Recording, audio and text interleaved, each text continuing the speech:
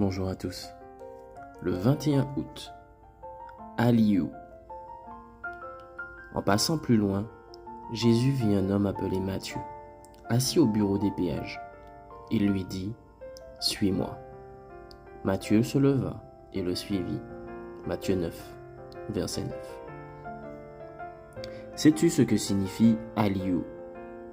Il s'agit d'une expression chinoise qui signifie littéralement « vague coréenne » et fait référence au phénomène de popularité mondiale de la culture et du divertissement sud-coréen, notamment la K-pop, les K-dramas ou drames coréens, les films, la mode, la langue et la cuisine coréenne.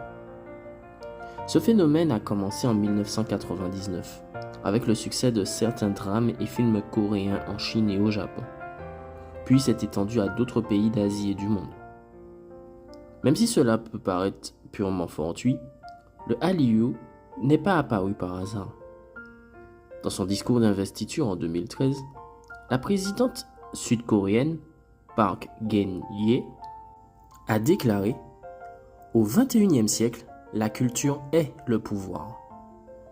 Au cours des dernières décennies, le gouvernement coréen a investi des milliards de dollars dans les exploitations culturelles. Les Coréens se sont consacrés à l'exportation de leur culture, car ils comprennent très bien le concept de soft power ou puissance douce, qui n'est rien d'autre que la capacité d'influencer d'autres acteurs politiques sans recourir à la force ou à la coercition, mais grâce à l'attrait de la culture, les idées et les politiques d'un pays. La puissance douce suscite l'admiration et la bonne volonté, générant des revenus provenant des exportations et du tourisme. Jésus est le meilleur exemple de puissance douce. Il a conquis le monde pacifiquement. Il a changé l'histoire grâce à son influence.